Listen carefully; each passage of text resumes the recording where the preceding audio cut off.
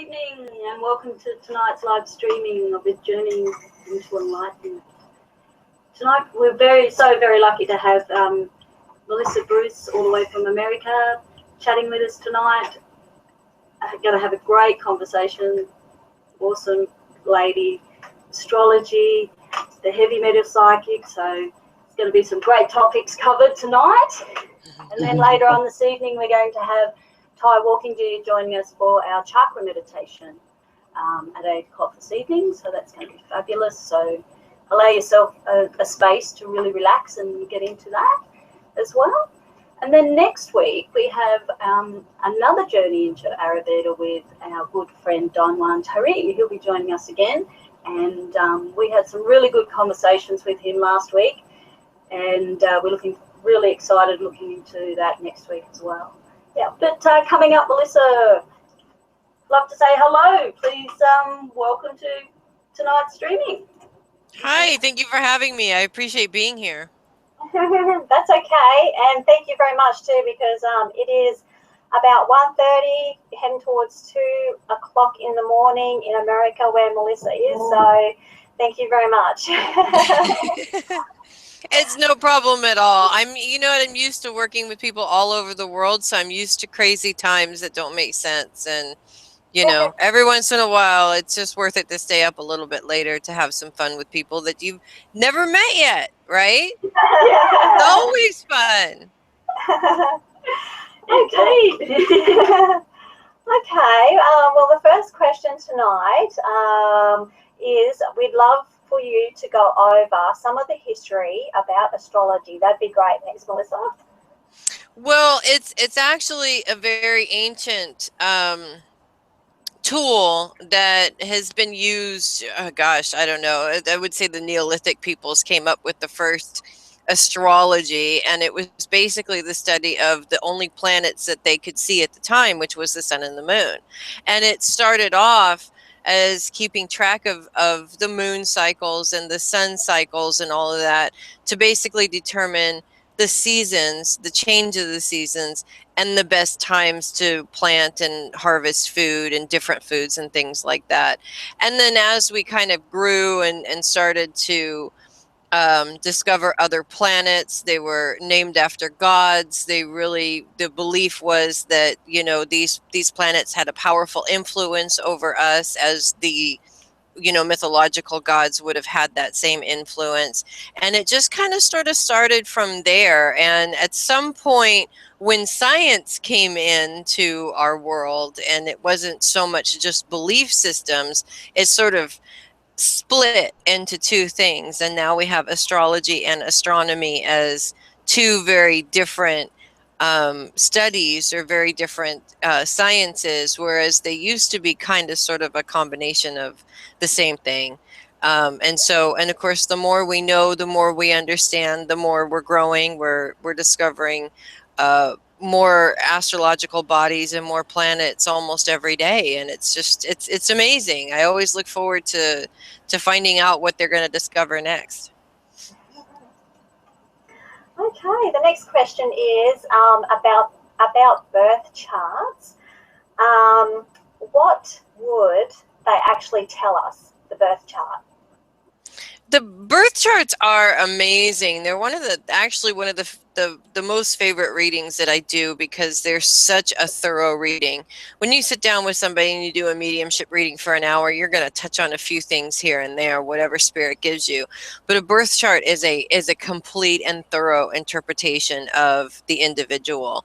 And I happen to have one actually here that I use as a sample that I did, that has a moth on it, that I did for a client of mine, actually. And it shows you the chart, but it also is a written interpretation. And this written interpretation goes through almost every single aspect of your life: who you are, what the foundation tools that you came here to use, how you deal with things on an emotional level, what type of career you're going to have, how you're going to deal with money, or how do you handle money. And it really sort of outlines all of these different really important aspects of your life, your relationships to yourself and other people. And it provides us with an explanation of some of the challenges that you might have in life. And it also outlines different aspects that are helpful to overcome those challenges. So the biggest thing I think my clients get out of a birth chart is an understanding of things that have been difficult for them for their whole lives. And being able to understand where that difficulty comes from gives them the opportunity to be able to overcome that challenge. Because that's what life is full of. You know, some things come easy to us and some things are a little bit more difficult. And the birth chart definitely helps us to identify those difficulties and then helps us find a way to overcome them. Yeah. Yeah, well, that's how you grow as a person too. Like if you work on your weaknesses, well, then you become stronger as a person as well. Yeah. Absolutely. Yeah, navigating your way through life, you know, a little bit of help and advice can go a long way and make the journey. Yeah. Absolutely. And I'm a personal development coach as well as a medium and a psychic and an astrologer and everything else. And to me, these charts are one of the best personal development tools because everything is right there defined in front of you. It's all written in your chart. All you need to do is be open to the change and allow it to happen. And I have actually found some amazing results with many clients using the birth chart. Okay. Yeah, the next question that we have is actually about a progress chart. Is that different to a birth chart, and in what way? It is a little bit different. What a progress chart is it's taking your birth chart and it's progressing it to what's happening now. So, for instance, I was born on February 15th, 1977 here in California. And if I were to look up my progress chart, it shows how much the planets have moved from that day to this point right now. Some planets will take a really long time to move. Some planets will move very quickly. The moon is not necessarily a planet, but in astrology it is. And you'll see that the moon creates or it completes the cycle of all of the signs in a 28-day period. So there's a lot of movement there. Whereas Pluto, it takes 250 years to move from where it originated to back to its place again. It won't even go back to the point that it was when they first discovered it until 2158 or something like that. We haven't even completed a cycle since it's begun. So the progress chart will show us how the planet movement has moved in our chart, not where it is now, but in our chart. And it helps us to determine what challenges are still there. Maybe there's new challenges that, you know, that we have to look at. I mean, it's really a fantastic karmic imprint of the soul's journey in many ways. So the progress chart keeps us focused on progression rather than being stuck where we were when we were born, if that makes sense. Yeah. Okay. The next one is so what is so important about the moon cycle? As far as the moon cycle, its importance is it rules our emotions. So it rules how we're going to deal with things on an emotional level. Now, when the moon, of course, goes through its cycle, starting from new and going into quarter and then full and then back into quarter again, we're going to feel the intensity of emotions on different levels. So, for instance, if the moon is full, which is its most powerful point, and it's full in Scorpio, which is a very emotional sign, we're going to be dealing with some deep-seated emotions that are coming up. And we're also going to be dealing with a whole bunch of other people who have their own deep-seated emotions coming up and their reactions to that. So for me, I guess the best thing, just the way to describe it, is the importance of understanding the cycle helps to keep us in perspective, keep us in mind of what the moon is going to teach us. Because when we're open to what it's teaching us emotionally, we have the control to learn, or we have the opportunity to learn. Whereas if we don't pay attention to it and we don't know what's going on, we're just living and breathing and reacting to everything that's going on to us. It might be a little emotionally difficult. Usually it's a good time to like rid yourself of how do you say, but let go of stuff like old thought patterns and stuff like that too. It's definitely good for that also. I know a lot of people use the moon cycle for goal setting. I used to do a goal setting and manifestation class around using the new moon and the full moon energies, and specifically what signs they were in that month and things like that. And it's a good way of keeping you on track also. But it's important to really use the moon's cycle for its purpose, its ultimate purpose. You start at the new moon and you get to the peak of what you're starting during the full moon. By the time you get to another new moon, you're starting a new process over again. It keeps you on track, but it also helps keep you focused, because as human beings, our emotions get in the way. We get distracted. We get distracted from what it is that we're focused on, and it takes us away. So understanding what the moon cycle is teaching you definitely takes us out of that emotional roller coaster part of it. Yeah, and the sun and the sun sign. Then, can you explain how like the sun would influence us? The sun influences us, not quite as much, but the sun is what rules our logic. So where the moon is emotion, sun is logic based. So as the sun is moving from sign to sign, and this one, of course, is the one that we know the most, because it about every 28 days it moves into a different sign.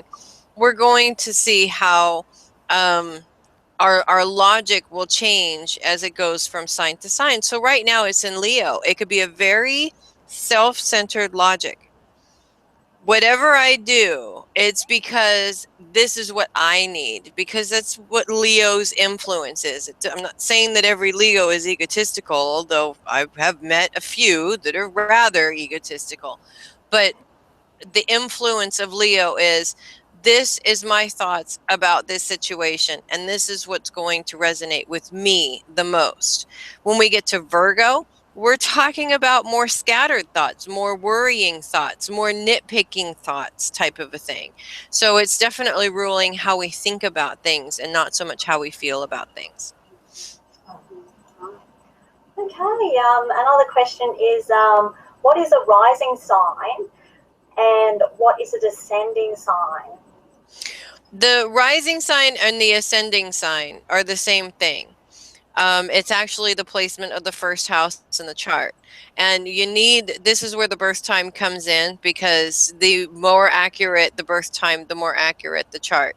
Your rising sign, and a lot of people will say, my sun sign is who I am. And that's actually not true. It is the foundation for who you are, but it's not necessarily what people see.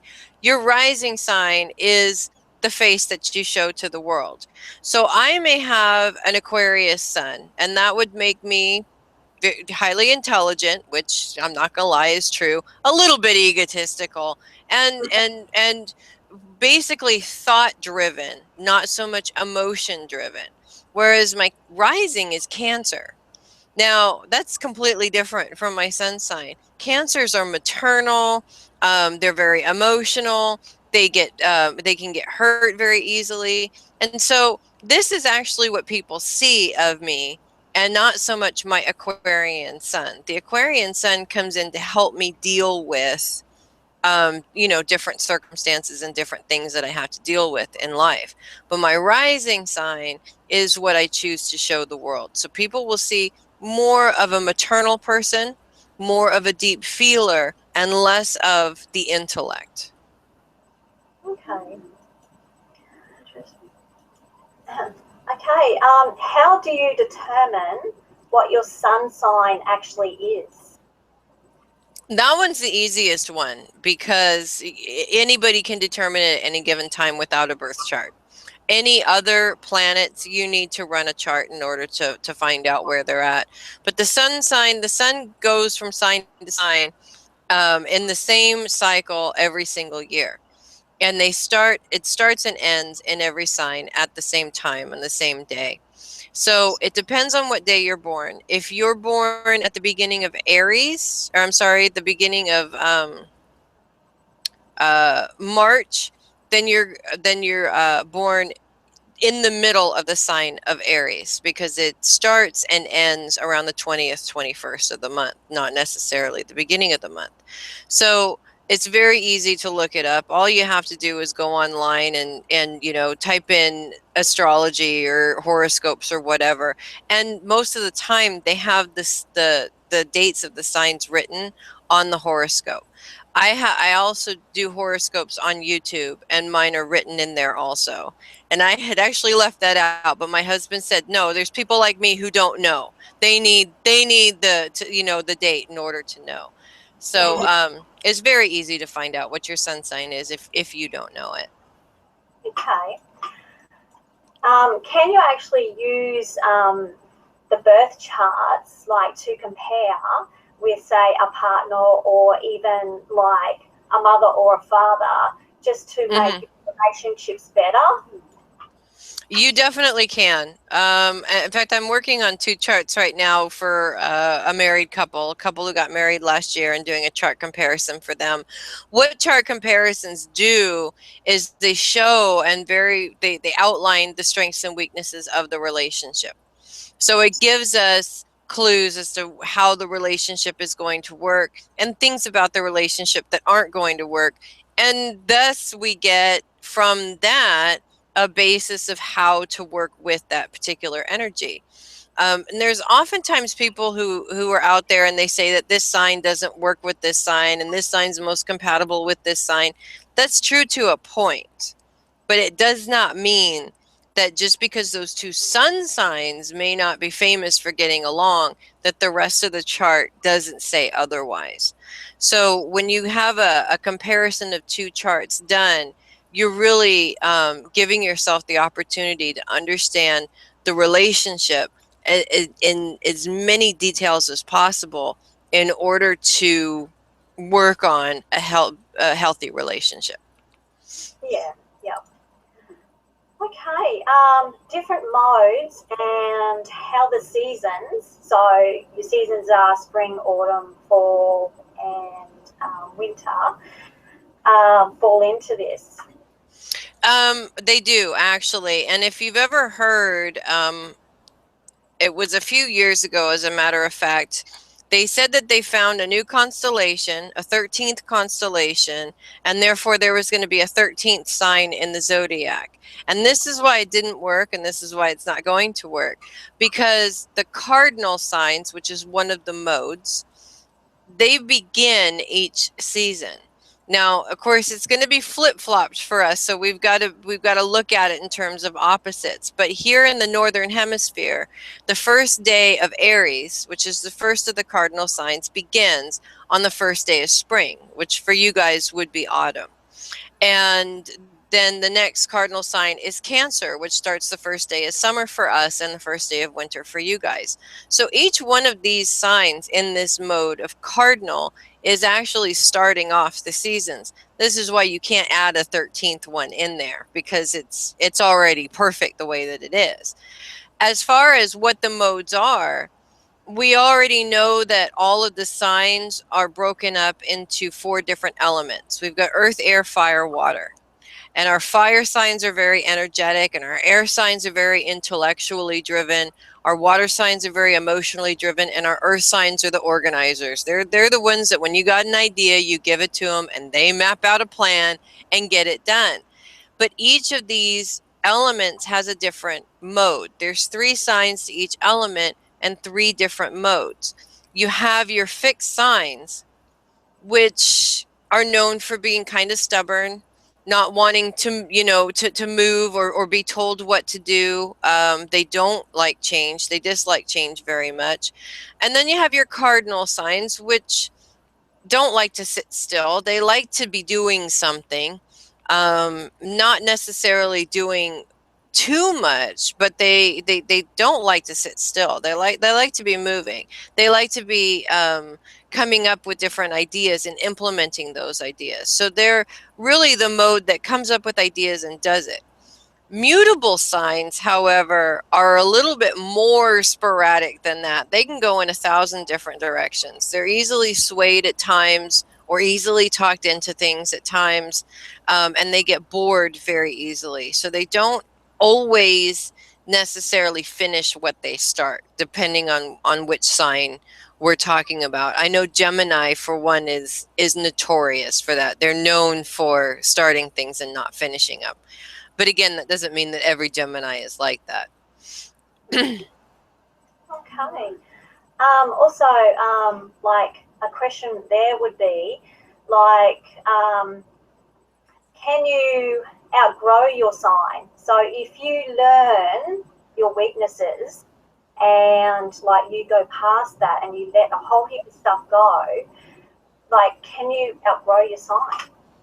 Well, yes and no, because there's always a balance of positive and negative aspects to every sign. And I know personally, I've worked a lot. I've worked very hard on the negative aspects of my sign. Aquarians are known to be dictators and very controlling and have to take over the world. And I'm not going to sit here and lie to you guys and tell you that that wasn't me at one time. And that's not me occasionally now when I forget. But I've worked really hard on making sure that I'm not like that, because nobody's learning anything by me telling them what to do. I'm actually doing them a disservice as well as myself. So I've outgrown that part of my sign, but I do embrace those aspects of my sign that are my strongest points. You know, my own intellect. I can't sit here and say to you guys that I'm not very intelligent. I know that I am, and it's an Aquarian mind that helps me do that, or it helps me. It rules that intelligence, and I use it to my best advantage. So you can, yes, you can outgrow it, but at the same time, I would more look at it as you're learning from the difficult aspects of your sign and embracing the positives and using those aspects of your sign to its best advantage. Yes, okay. Your identity and as such. Yes, yes. Okay, another question. Saturn return. What actually happens about a Saturn return in the chart? We hear about it a lot. Yes, yes, you do. Any Sagittarian is going through a Saturn return right now, as a matter of fact. Well, that explains it. It's a really unusual day today. I'm a Sagittarian too. Wow. Well, no wonder that question had to be asked then. Yeah. Yeah, Saturn return is very interesting, actually. It's one of the few planets where they really talk about, you know, what happens when it returns to your sign. Saturn will take about 25 to 30 years to complete the cycle. And so therefore about every 25 to 30 years, Saturn returns to your sign. So in which case it's in Sagittarius now, so it would be affecting Sagittarians. And you'll notice this every 25 to 30 years. So between 25 and 30, between 50 and 60, and so on and so forth. And what happens during a Saturn return is major change. These are the times in your life where everything changes completely, whether it be good, bad, or indifferent. You're going to find about a 5-year span of things changing completely from what they were. It can be very difficult for people as they're going through their Saturn return, because sometimes it's hard to keep up with the changes that are happening. But at the same time, it's also very useful because it sort of projects us out of that comfort zone, and it really makes us grow to the next step, or take that next step to get to that next level. Yeah. That's right, and if we can utilize those aspects to help us. Absolutely, yeah. Yeah. Need all the help we can get at times. Mm-hmm. It's true. Everybody goes on and on about the Mercury retrograde, and I can't tell you how many times I've heard people talk about how they're going back to bed. They're not leaving that bed for 3 weeks, maybe even 4, just to be on the safe side. Oh my God.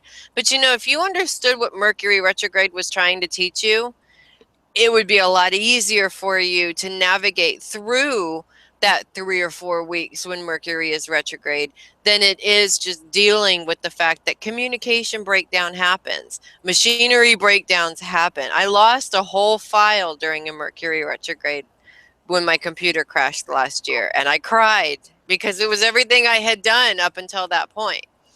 But you know what? It was all horoscopes that nobody cared about anymore. They were all written, they were done, they were over. We moved on. So, you know, I took it in stride, and I remembered to, you know, set up something so that that wouldn't happen again, and we move on from here, you know. Why do they call it horoscopes, just out of curiosity? That I have no idea. I can't answer that question. Although I have heard of it referred to as horoscopes, and I have been told that it would be funny to write some horoscopes. You know, just you know, every sign is you're going to have a crap day or a crap week or something like that because of this and that. And I'm like, that might be funny, but then again, there's too many people that would take it seriously, and I don't want to be responsible for that. So. no, our own lives kind of sum it up anyway at times, you know. Look at the state of the planet. So yeah, how is the planet Earth and that going in all this that's happening right now? Well, as far as what's the Earth doing is, you know, in terms of what everything's going on right now. I mean, it's been going on all this time. It doesn't really affect the Earth per se. Although there are times when there's certain activities or certain planet activities, like activity with the sun, for example, that would affect us in some way. And in some cases, the magnetic poles from, you know, the sun and the moon might cause us to have, you know, erratic weather and, you know, earthquakes and things like that. I do know that we've had a lot of earthquakes, like this major influx of earthquakes happening all over the world in the last couple of years. And so I do often wonder how much the universe and the planets have to do with that. But as far as putting the connection together, I honestly couldn't tell you. Yeah. Okay. Yeah. Yeah, another one is the sun, the moon, the ascendant rising, how they work together to make up an individual.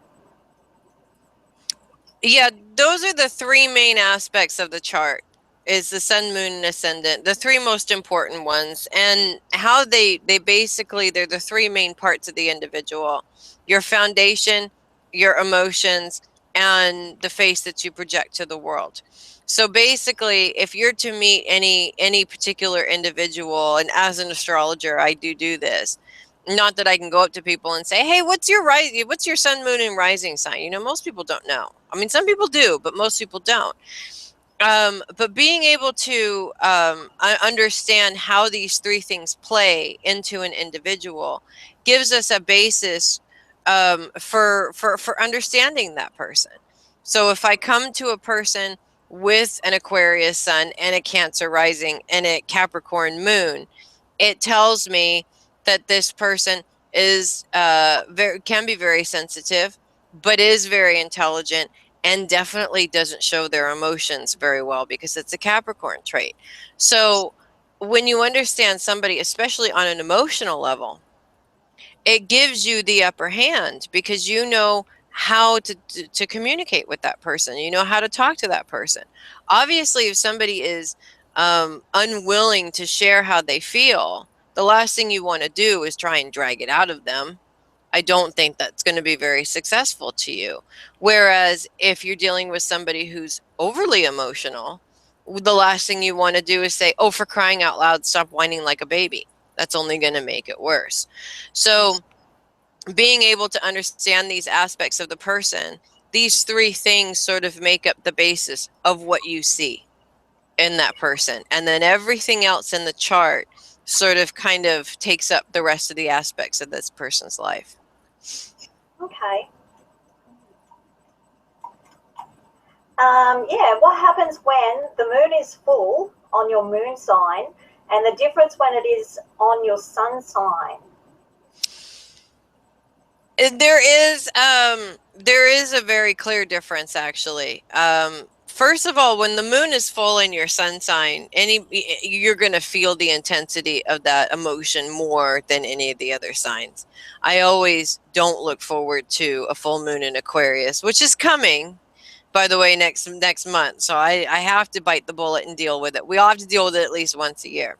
You guys are cool. It already happened last month, so it's over with and done. But it can definitely create some emotional situations for you. When it's full in your moon sign, it can do the same thing in many ways. But again, it all depends too on the sign and how the individual deals with emotion. So if you're someone like myself, and as an Aquarian, emotions are just not something that I really want to deal with anytime soon. When the intensity, it becomes really intense because I am literally running away from what I'm feeling.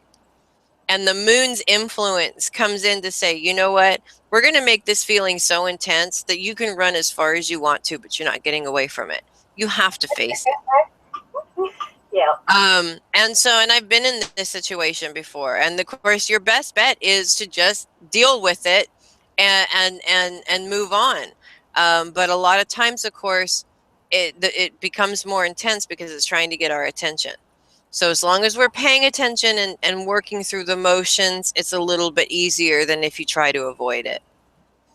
Oh, yeah, absolutely. You might as well face the music, I reckon. I believe the same thing, but it still doesn't stop me from trying to run away from it for whatever reason. Okay, was there anything else in particular that you'd really like to talk about in regards to astrology, Melissa?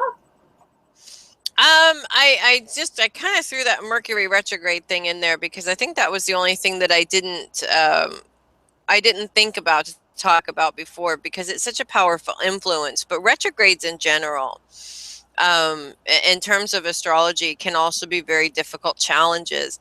And we're all used to hearing about Mercury's retrograde because it happens so many times. It happens usually 3 times a year.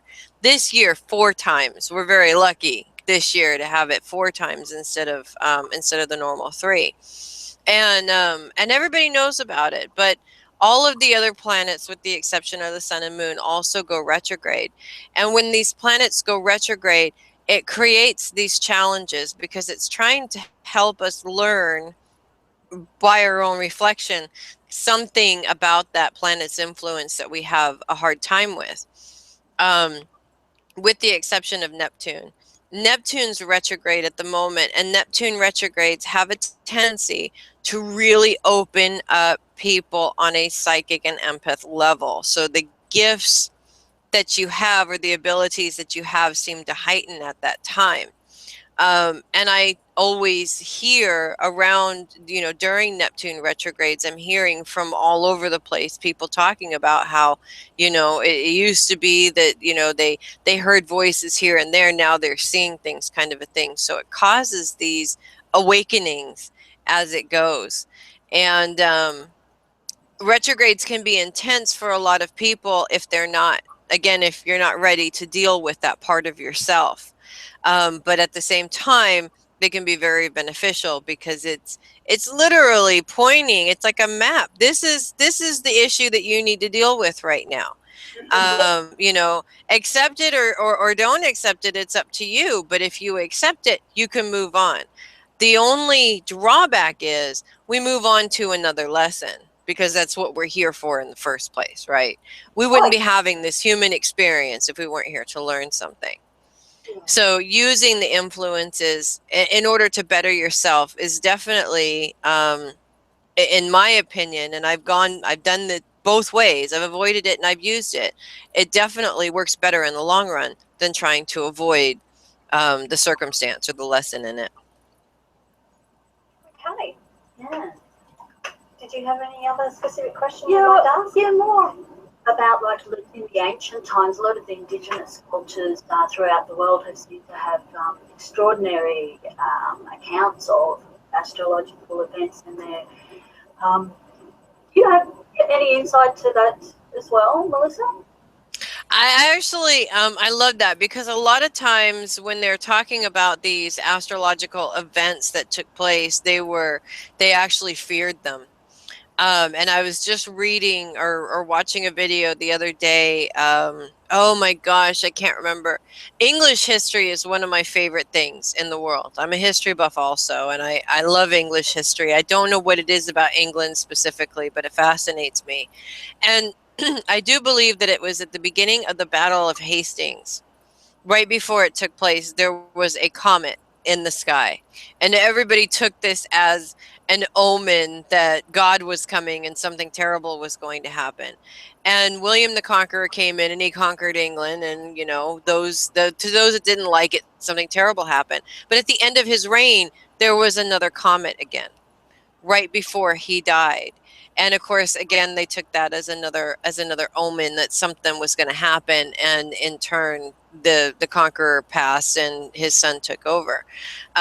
There's been cases of eclipses taking place where, you know, again, it's a sign from the Lord, or it's a sign from the gods. They didn't understand really what was happening, especially in those indigenous times, because all that there was what was physically in front of them. Even though a lot of those ancient religions really did celebrate spirit and those that had passed and keeping their spirits alive and things like that, outside of the sky and what happened, you know, on the other side of that, they really had no idea. But I also understand that the Druids in those times were the learned ones, the ones that were, you know, they had some sort of understanding of what was going on in space or in the universe. Not quite, of course, the understanding that we have, because they didn't have the tools to look into it. But a lot of these things not only were messages from God, or messages from a deity bigger than themselves, but at times they were markers for different significant events that took place in the world at those times. I'd just like to ask a question about Chinese astrology. I think there's 13 signs in the Chinese astrology. Is that correct? Possibly. I'd have to look into it. Only because I don't do a lot of Chinese astrology, but I think it's 12, but let me just double check and make sure. Which I could do really quick.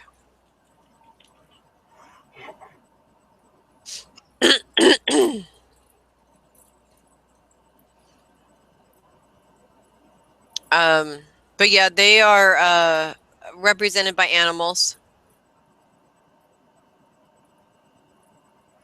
The signs are, anyways. Yeah.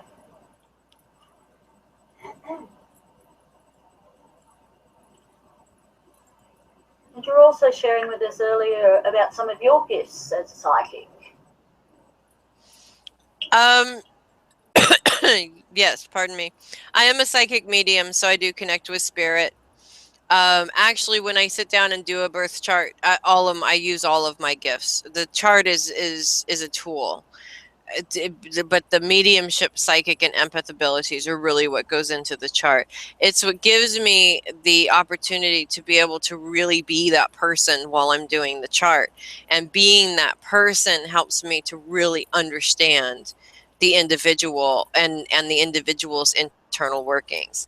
It's kind of a scary thing when you think about it, because ultimately, the way that it seems like I'm privy to information that most people don't want known. And this is probably one of the reasons why a lot of people are afraid of psychics, because they automatically assume that you're going to take one look at them and know everything that they've ever done that was bad.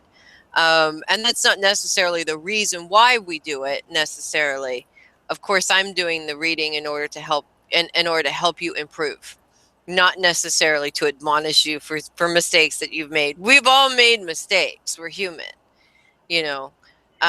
We can't learn anything unless we make mistakes. Yeah. So Lesson and approaching right. like next time. or the next time round, approach the situation a bit differently. Yeah. Right. Yeah, absolutely. And there are 12. There's 12 animals represented in Chinese astrology, not 13. Oh, okay. There we go. I had to look that. It's been a long time since I've looked at Chinese astrology. Yeah. Okay. So coming up shortly, we'll be having Thai walking deer join us for our meditation. Yes. Yeah, so that'll be lovely. Yes.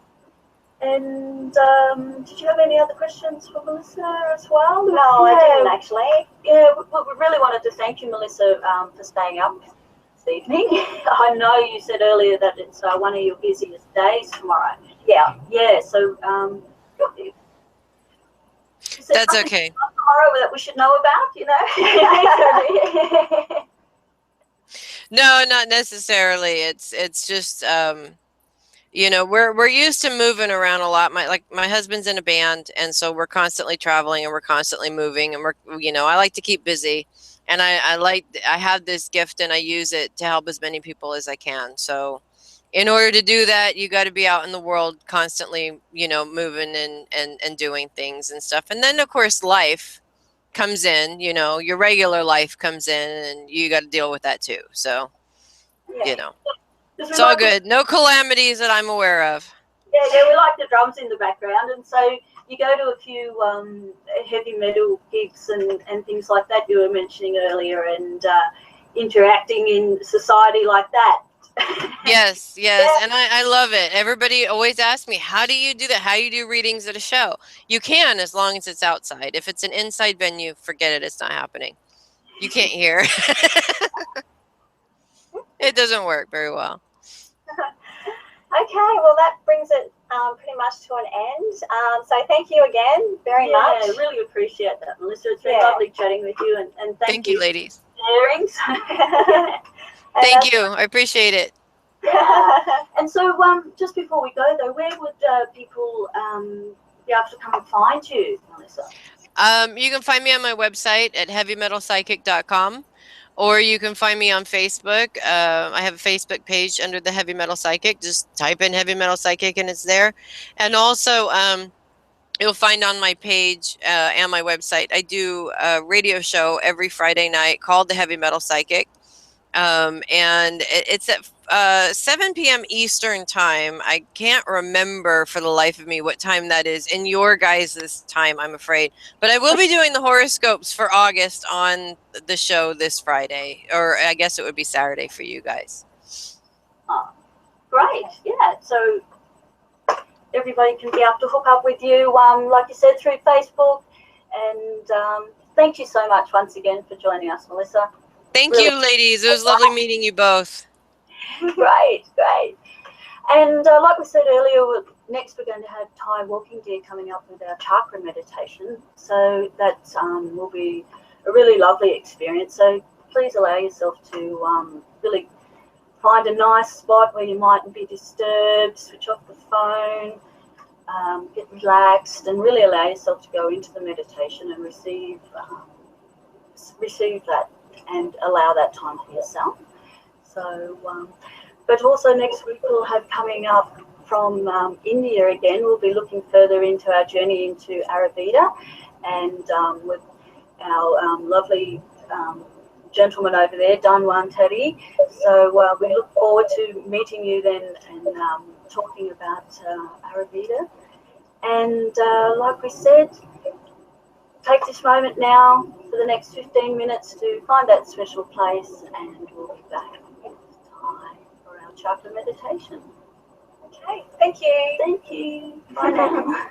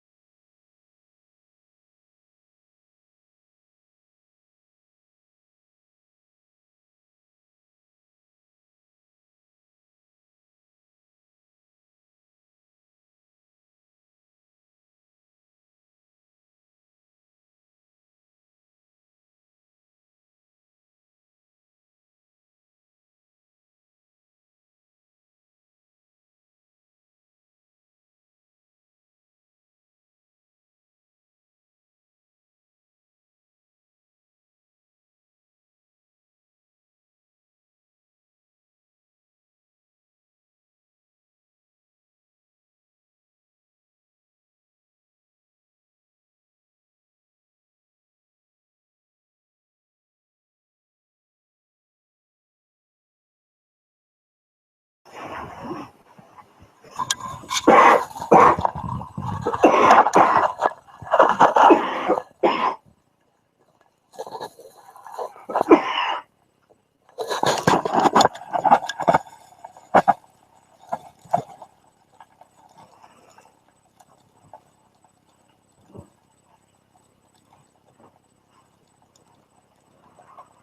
it all look all right?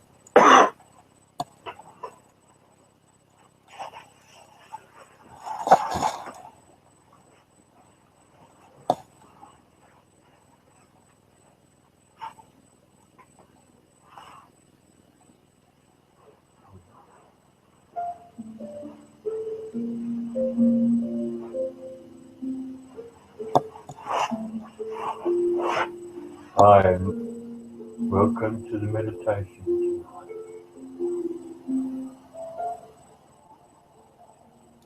I hope you found a nice place to find relaxing. And tonight, again, we'll go through the 7 chakras. So, close your eyes.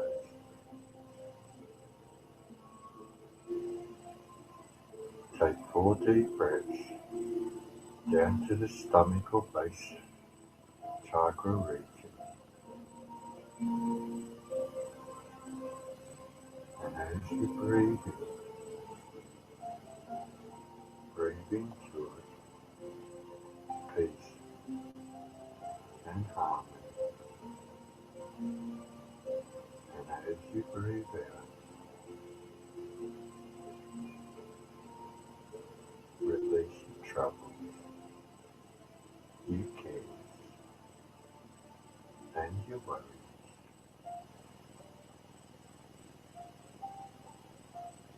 And as you breathe in happiness, compassion, and understanding.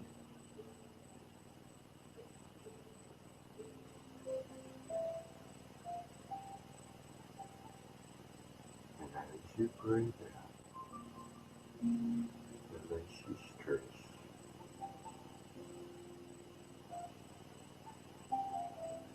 all your troubles. And as you release all your fears, feel the body becoming lighter and lighter. And you feel it with unconditional love. The unconditional love flowing all through the body with every breath that we take. Feel this energy flowing all through our body.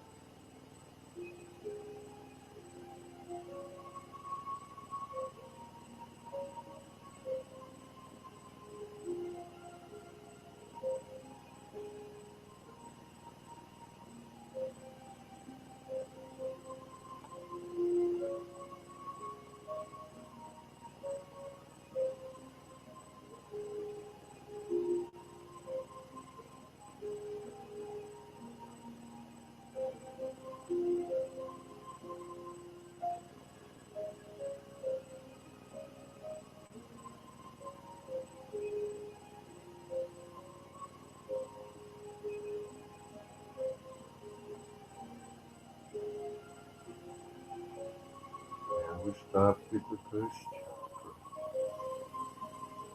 the base chakra. Picture a beautiful lotus flower opening up in the colour of red, going all through the body, through to the fingers, and through to the toes. Feel this chakra opening up. Feel the energy flowing all through the body. Feel this chakra and feel this energy.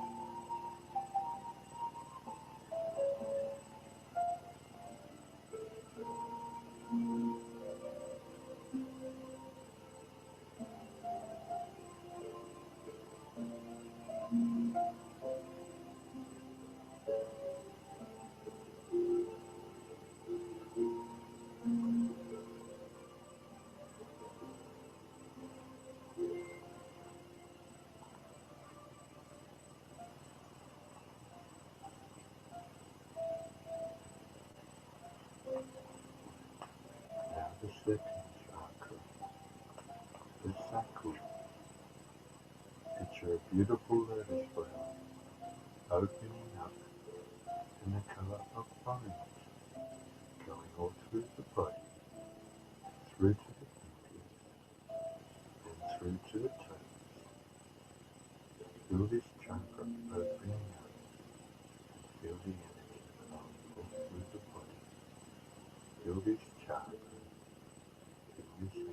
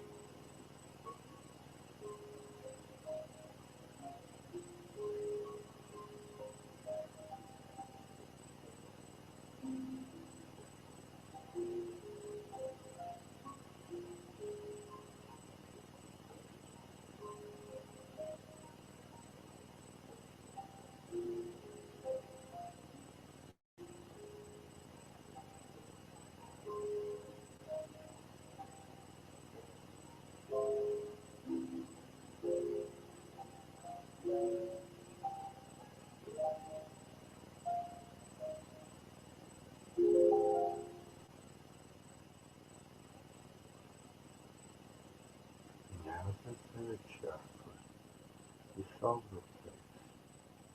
Picture a beautiful lotus flower opening up in the colour of yellow, going all through the body, through to the fingers, and through to the toes.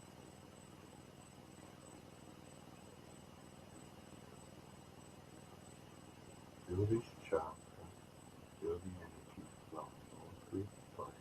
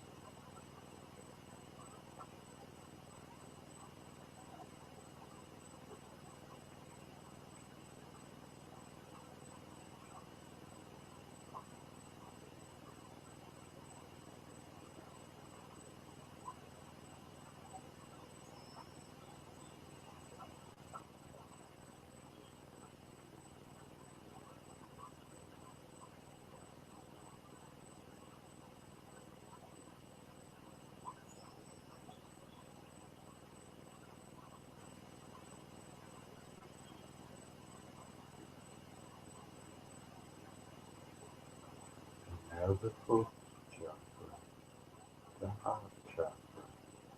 Picture a beautiful lotus flower opening up in the color of green, going all through the body, through to the fingers, through to the toes. Feel this chakra opening up, and as the heart chakra opens up, feel the unconditional love flowing all through the body. Feel this chakra,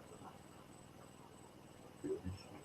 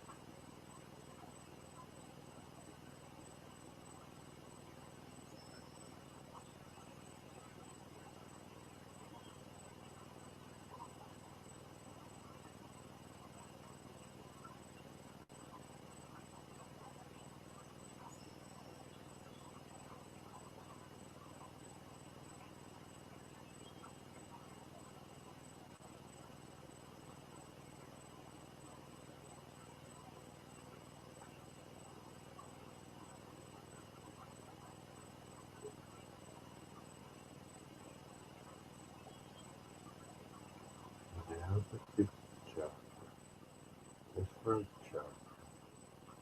Picture a beautiful lotus flower opening up in the color of blue, going all through the body, through to the fingers, and through to the toes. Feel this chakra opening up. Feel the energy flowing all through the body. Feel this chakra and feel this energy.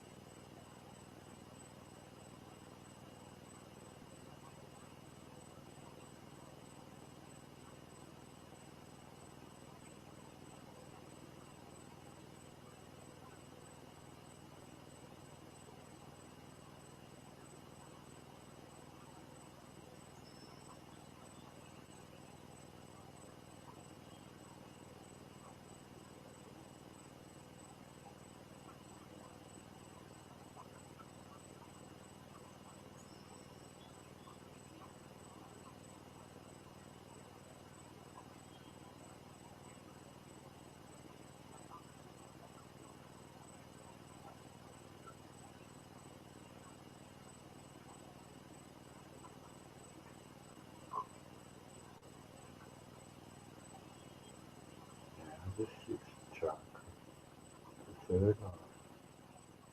Picture a beautiful lotus flower opening up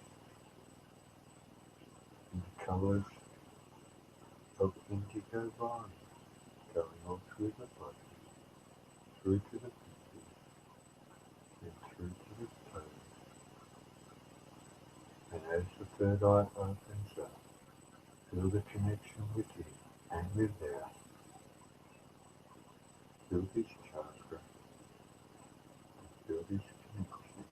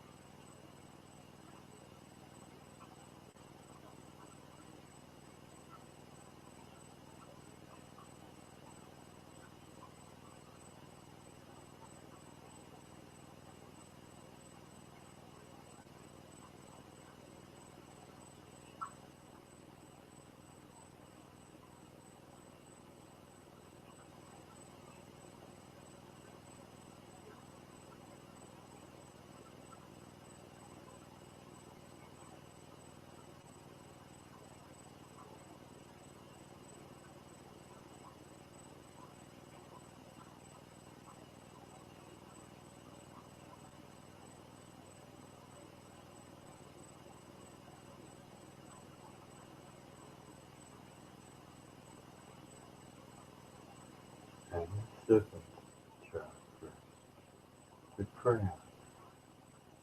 Picture a beautiful lotus flower opening up in the color of white.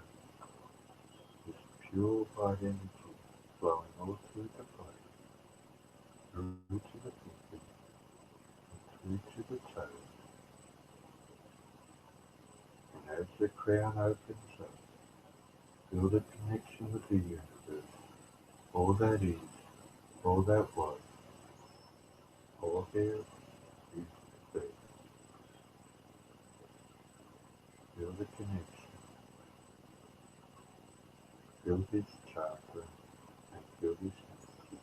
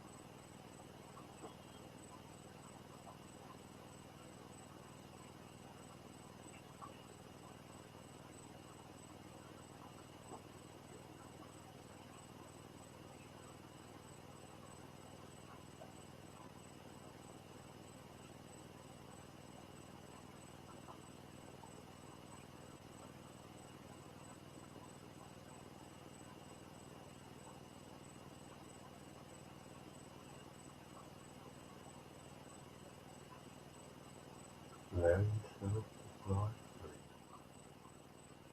Find this special place and you feel safe and secure in a rainforest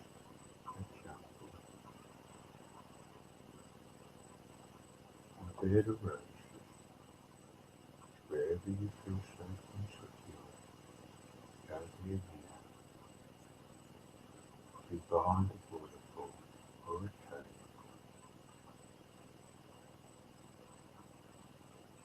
tropical jungle,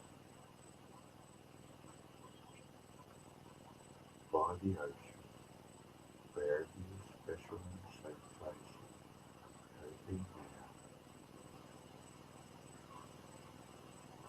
When you find your special and safe place, allow yourself to become one with the vibration and the music and have your own journey.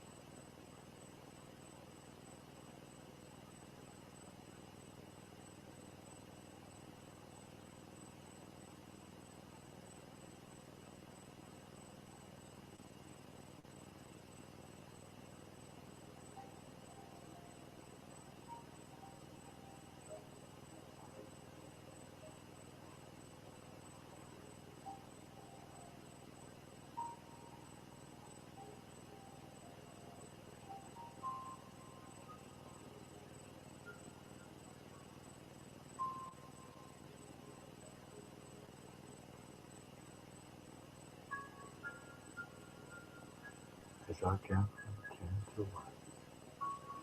Start coming back into your body. 10, 9, 8, 7. Start moving your head, your shoulders, your arms. 6, 5, 4, 3. Start moving your toes, your knees. And 2 and 1. Move every part of your body. And 1. Whenever you feel like it, open your eyes.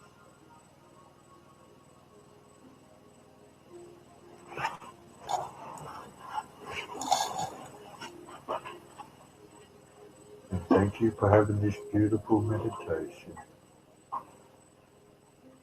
Next week we'll be having whatever you feel the closest object, have it with you, either a crystal, photograph, candle, whatever you feel close and personal, grab it and we'll do connection meditation next week. Light, love and healing to you all. Namaste. Bye for now.